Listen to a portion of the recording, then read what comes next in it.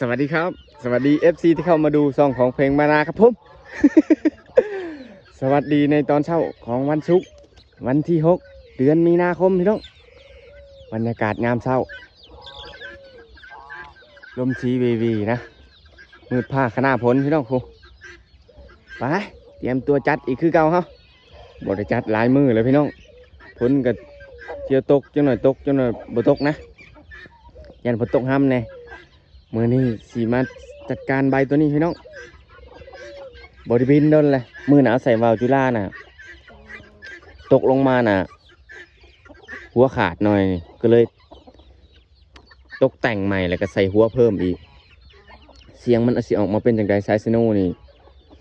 ใส่ข้างละ4 เซนส่วนเข้าทโน่นี่ใส่ไนลอนเบอร์ 9พี่น้องไปลุยเลยอาเดโตมันขึ้นง่ายๆนะทุกพวกขึ้นยากๆนะเวลามันขึ้นเลยขั้นจอบมันพี่น้องเพราะว่าเห็ดหันเห็ดหนีแน่บางเถื่อก็ได้แนมแน่บางเถื่อกับบริแนมพี่น้องบรรยากาศช่วงเช้าไก่ตอกกำลังตื่นพี่น้องช่วงนี้ก็เริ่มจะเข้าสู่ช่วงฤดูฝนแล้วพี่น้องผู้6 โมงเลยตอนนี้นะแต่ว่ายังมืดอยู่ไปเดี๋ยวลุยกันเลยแลนเอาพี่น้อง มาฮอดบอลบินเลยพี่น้อง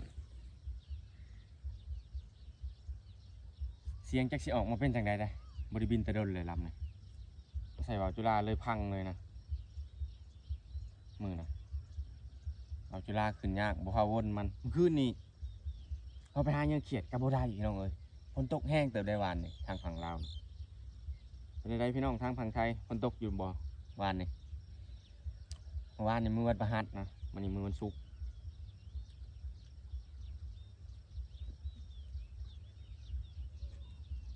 แท็กซี่ขึ้นหรือบุขึ้นเนี่ยอันนี้ก็ได้คอยว่ากันอยู่หนางาน ช่วงนี้ลมมันจะจักไงได้มันบ่ค่อยโอเคนะ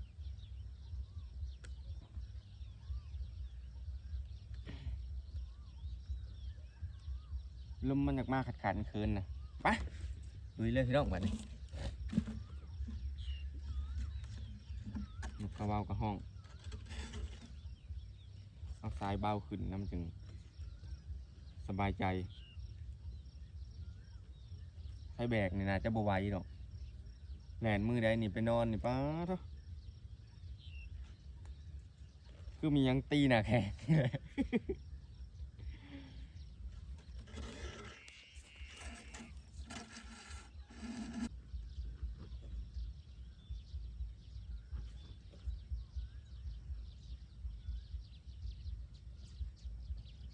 เมื่อกี้นี่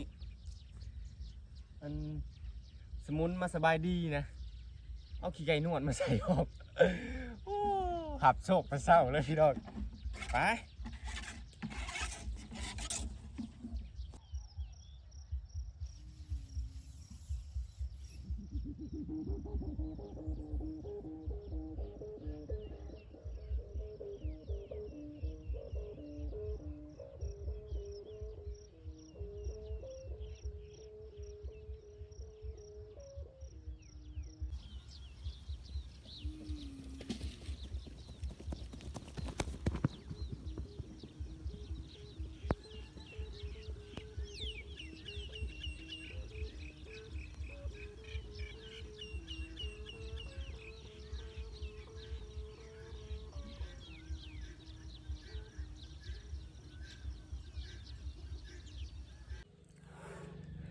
เพื่อสิขึ้นพี่น้องเอ้ย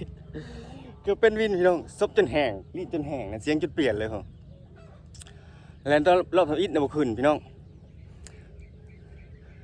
แล้วรอบที่2เต้นของน้ำกับหัวยางห้ามภาคหวย100 กว่าเมตรความสูงของ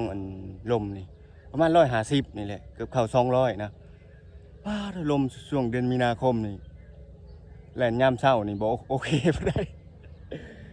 ได้แล่น2 เทื่อนะแต่อิฐบ่ขึ้นเทื่อที่2ไล่จนจะจำเลยเมื่อยพี่น้องถ้ามันถึกลมเบานี่มันมนลงเลยเพราะว่าหัวมันเบาแห้งนะยังไล่บ่จำซ้ำนี่ พิ่มหัวเข้าไปนี่อีกไล่ดีพี่น้องตื้อดื้อดื้อดื้อดื้อตึงตื้อดื้อดื้อดื้อดื้อตึง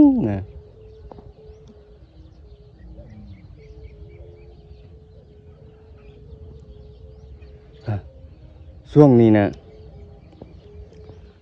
ตอนนี้เป็นเวลาเบิ่งจักโมงเลย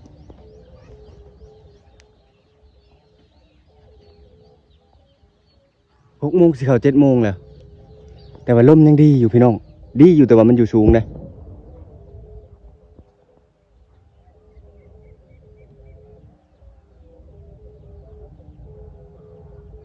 บริษัทขี่สูตรเลยได้ไหมเอาแบบไล่ลิตเลยนะเดี๋ยวสิไล่เอาอีกก่อนกล้องกับมันจับภาพได้ดีในช่วงมันมืดครึมๆเลย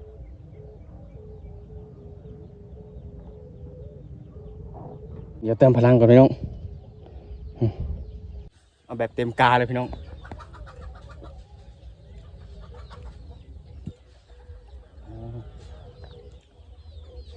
น้ำลายจนจะบ่มีในคอเนี่ยคันบ่มีเสียงตู้ในเทิงนี่น่าจะได้ยินเสียงดังกว่านี้ได้เพราะว่าป้ายไม้นี่บ่ค่อยติ้งเลยนะ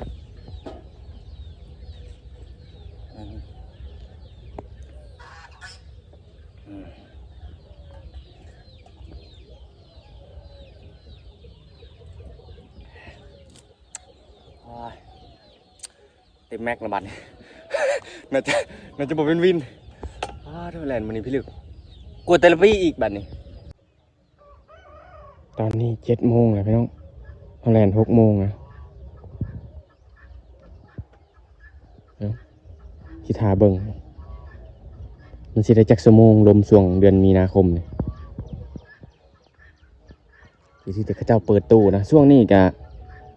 เขาเจ้าจัดงานดองหลายพี่น้องเอ้ย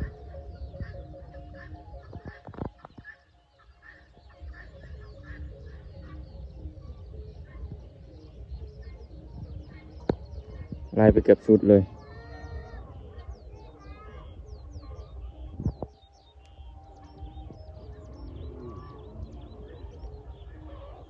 สายเป็นสายตัวนี้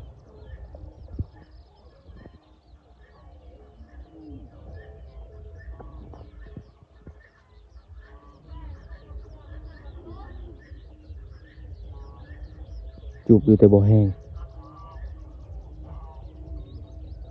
มันเป็นพวกจะออกปีกแหลมๆเนี่ยมันก็เลยคลายลมไวประดิษฐ์ตัวใหม่ขึ้นมาพี่น้องชักเบาอีกครั้งแหละมันก็บ่ฮู้ดอกคิดออกไม่ได้เขาก็ใส่มันนั่นเลยนะเด้ เอาไว้ลินย่ำแบบเขาไถนาขึ้นมาเมื่อยนะช่วงย่ำเขาไถนานะมันสิมีลมมันลงมาดอกนะช่วงไถนาหวานข้าวยอดข้าวนะเพราะปีแล้วเขาก็ได้ปล่อยอยู่นะโอ้ตัวนั้น1.40 เมตรเอกกลางนี่1.20 เมตรเอกกลาง1.20 เมตรนะยังไม่ได้ติดไปสิติดมานี่แหละหมาป่าบ่ คือป่า หางคือป่านะฮะ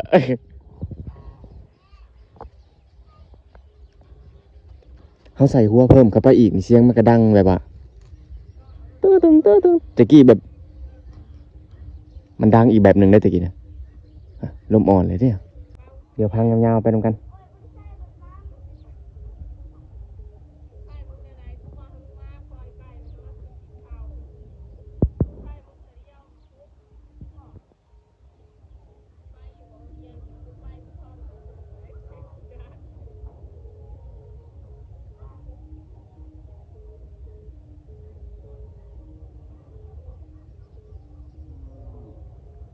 ให้สายไปสิแหละเขามักนะกับลิ้นหางถ้าจึ้งจักเป็นอะไรบุคักตะกี้มักบ่าวจิบ่าวแบบนิ่งๆนี่พอได้ลิ้นไปกับคักเลย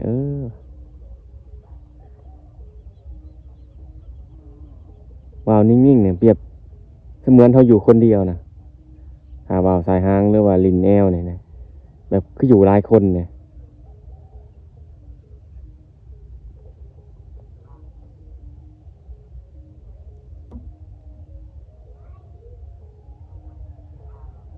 ธนูมันไหลดีเลยเริ่มสัดขึ้นเลยแล้วป่ะนี่อ้าวต้องใส่ลมมานะ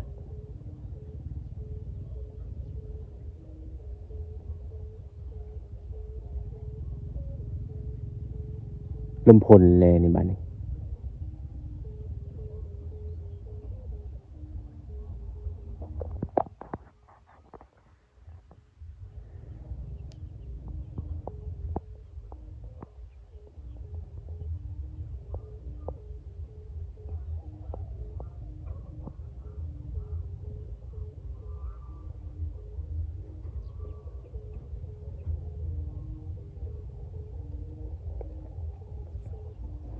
เชือก1.5 มิล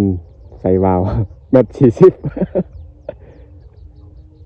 ปีกก็ไม่ได้แข็งไปเลยดอกวาล์วแต่ละโต้นี่ต้องเบาหัวนะเฮาได้ลิ้น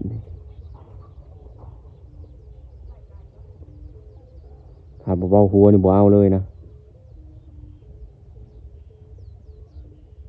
ปั๊บอยู่หั่นแหละมือได้แล่นวาล์วนี่นอนยามมื้อแลงนี่บ่อยากสิพัฒนาเลยดอกอีการับเป็นรับพี่น้องเอ้ย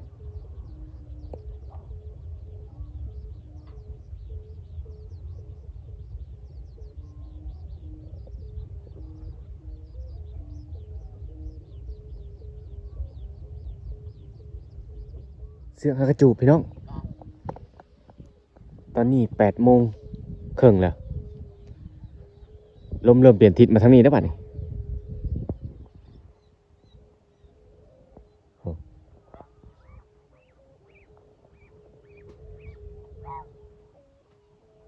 เอิดแฮงแล้วบัดนี้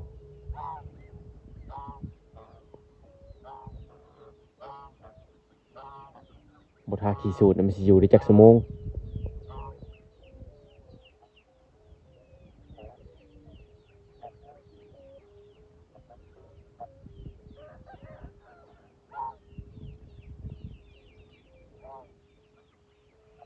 คล้ายๆแบบลมพลน่ะ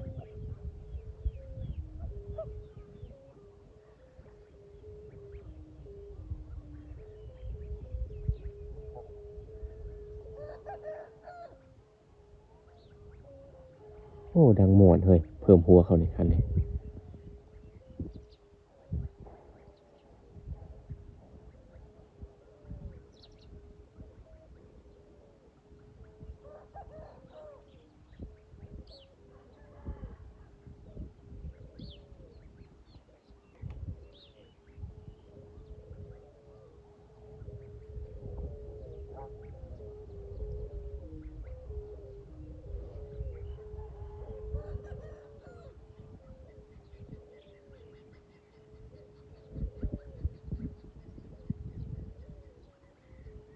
อืม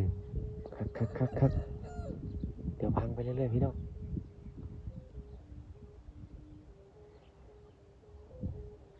ลมดีเฉยเว้ย8:00เลยเป็นสิเข้า8:30เลย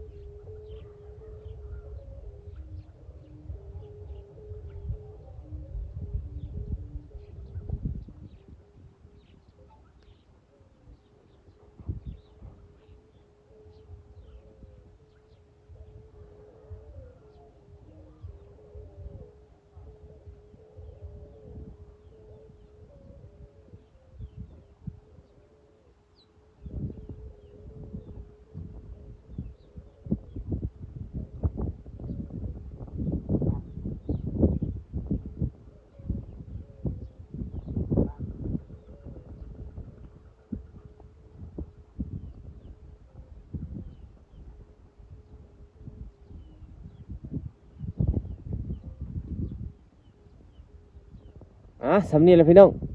เดี๋ยวโอกาสหน้ามาพบพ่อกันใหม่ช่วงเดือนมีนาคมนี่เดือนลมสิอยู่สูงแน่แล่นยามเช้านี่ถ้ามาคลิปนี้ก็อย่าลืมกดไลค์กดแชร์พี่น้องและกดกระดิ่งเพื่อสิบ่พลาดคลิปใหม่ๆจากเฮาอีกพี่น้องแล่นจนหอบจนคืน ก็บ่ขอบใจหลายๆพี่น้องเติดแน่นอีกถือว่าอยู่ได้ดนเลยได้นี่บริษัทขี่สูตรนี่